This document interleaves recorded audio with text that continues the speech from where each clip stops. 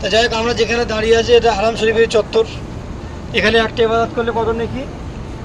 50,000। এক রেখাত নামাজ পড়লে 50,000 রাকাত সব আল্লাহ তাকে দেয়। এই জায়গায় দাঁড়িয়ে আছে আমরা। আর এই জায়গাটা হলো দুইজন এতিম বান্দার, এতিম মানুষের নাম কি হাদিসে এসছে, নামটা হলো সাহিল আর সোহাইল, দুটো এতিম বাচ্চা।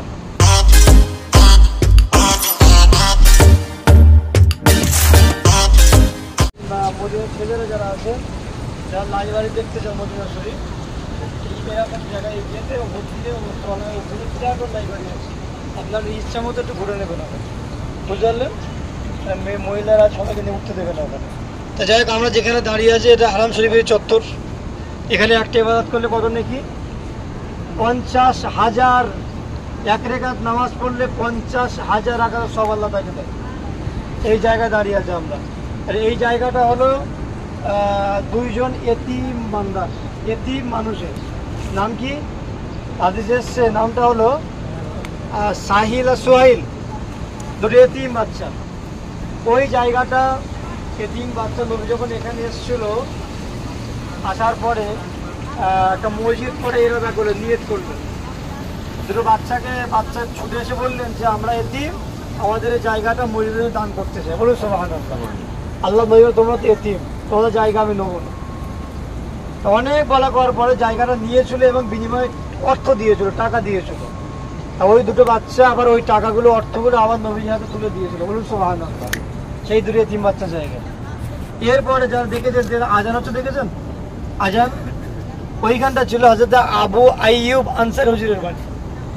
সেই ঘোড়া জানেন, ঘোড়া আল্লাহর হুকুমে এসে ওইখানটা দাঁড়িয়েছিল এবং ওখানেই নবী উঠেছিল। এবং পাশেই যে মাজার শরীফ আছে, ওইটা হলো নবীর আসল বাড়ি। হযরত আয়েশা সিদ্দিকা রাদিয়াল্লাহু তাআলা আনহা, নবী ওখানেই ইন্তেকাল করেছিলেন আয়েশা হুজুরের উড়ুতে মাথা রেখে। নবী ওখানেই দাফন হয়েছে, ওখানেই নবীর মাজার। বলুন সুবহানাল্লাহ। ওই জায়গা থেকে একটা জানলা ছিল, জানলা খুলে খুলে ওখান থেকে ওই যে জায়গাটা মেম্বার আছে, ওই মেম্বার শরীফ জানলা খুললেই দেখা যেত। সবাই জলসা শুনেছেন না? শুনেছেন সবাই। তা যাই হোক, আর ওখানে যে মেম্বার শরীফ আছে, ওই মেম্বারের ভিতরে উসুলে হান্নানা বলে ওই যে মরা খেজুর গাছ বলছিল, ওই ভেতরে দিয়ে দাফন করা আছে। বুঝতে পারলেন? এরপরে এবার একটা জিনিস দেখাবো আপনাদের। এখান থেকে নিয়ে এরকম আশপাশে একটা গাছ ছিল, গাছটা কেটে ফেলল। কয়েকদিন আগেও ছিল, কয়েক 6 মাস আগেও ছিল গাছটা, একটা নিম গাছ টাইপের, এরকম জায়গার দিকে ছিল। এই জায়গাটার নাম হলো সাকিফায়ে বনু সাহাদা। কি নাম? সাকিফায়ে বনু সাহাদা। ঠিক আমাদের ক্লাবার থাকে না আড্ডা মারার জন্য, অনেক কিছু থাকে না, মাছা থাকে, একটা আমতলায় কিছু করা থাকে, ঠিক তদ্রূপ ভাবে এই জায়গাটায় সাহাবারা একটু বসতো, গল্পগুজব করতো, একটু আর কি আড্ডা সব কিছু হতো এই জায়গাটায়।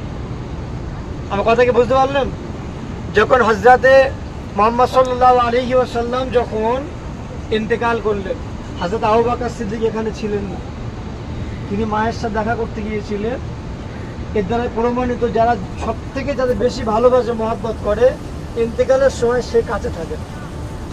আর আবু বকর দেখা করতে, নবীর আদেশ নিয়ে দেখা করতে গিয়েছিল, এবং ওখান থেকে যখন ফিরছে, ফেরার পথে খবর এলো যে নবী ইন্তেকাল করে গেছে, নবী আমার ইন্তেকাল করে গেছে।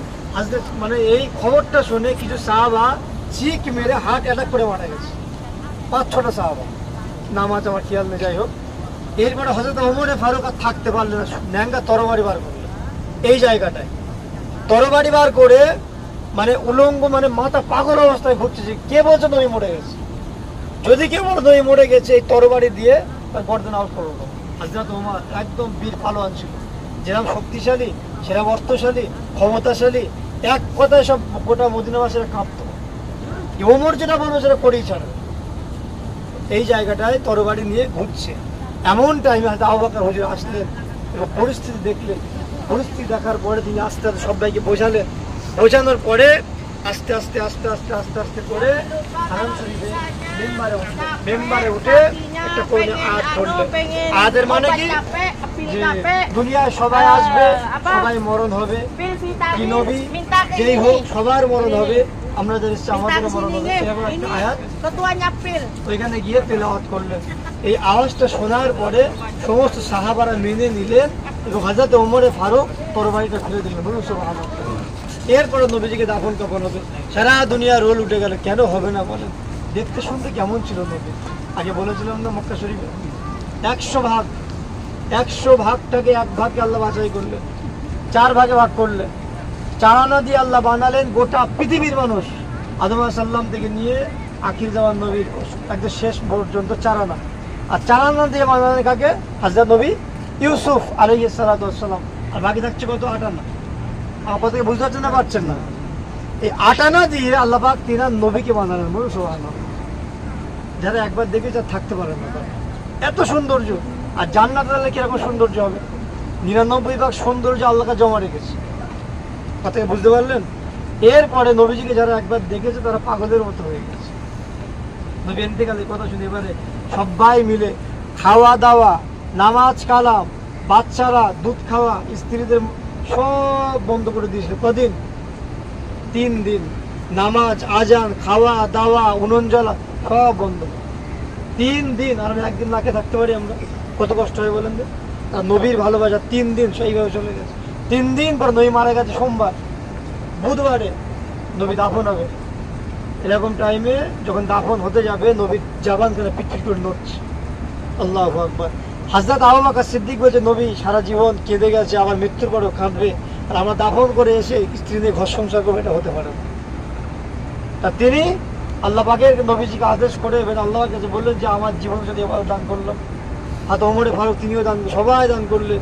ইমাম হাসান হোসেন উম্মতের জন্য কুরবান হলেন। যাক অনেক কিছু করার পরে তখন জাবানটা বন্ধ হয়। সবাই মিলে নবীর জানাজা হয়েছিল, একা একা পড়েছিল সবাই। কে জানাজা পড়াবে নবী? বুঝতে পারেন? এরপরে সবাই মিলে নবীজিকে দাফন করা হয়। দাফন করার পরে কবরের ভিতর থেকে একজন সাহাবা টানা 3 দিন আজান, ইকামাত, কোরআন তেলাওয়াত এবং গুনগুনে কান্নার আওয়াজ সাহাবা শুনেছিল। বলুন সুবহানাল্লাহ। আমাদের নবী জিন্দা নবী। কি নবী? এই নবী বলছে যারা আমার মাজারের সামনে এসে আমাকে সালাম দিল তারা যেন ডাইরেক্ট সশরীরে আমাকে সালাম দিয়ে গেল। বলুন সুবহানাল্লাহ। যে ব্যক্তি আমাকে স্বপ্ন দেখলো সত্য সত্যি আমাকে স্বপ্ন দেখবে, কারণ শয়তান আমার আকৃতি ধারণ করতে পারে না। নবী বলছে মান জারাল কবরি, যে আসলো আমার কবরে ওয়াজাবাত লাহু শাফাতি, আমি নবী তার উপরে সুপারিশ করা ওয়াজিব হয়ে গেল। আমরা এতগুলো মানে অংশীদার আল্লাহ আমাদেরকে আনিয়েছেন। আমরা দোয়া করি সবাই আল্লাহ আমাদের সবাইকে যেন মাফ করে দেয়। বলুন আল্লাহ। আল্লাহ আমাদের সবাইকে যেন ইমানি হালাতে কলেমা পড়তে পড়তে নবীর চাঁদ মুখটা দেখতে দেখতে আল্লাহ দুনিয়া ছেড়ে দিয়ে আল্লাহ হাসরের ময়দানে আমল নামা ডান হাতে দিয়ে একসাথে জান্নাতে থাকার ব্যবস্থা আল্লাহ করে দেয়। বলুন আল্লাহুম্মা আমিন। বলুন আল্লাহুম্মা আমিন। যাই হোক, জায়গাটা বুঝতে পারলেন? এই জায়গাটা কি বললাম? সাকিফায়ে বনু সাদ, সাকিফায়ে বনু সাদ। এরপরে আসেন আমরা এদিকে একটু যাব।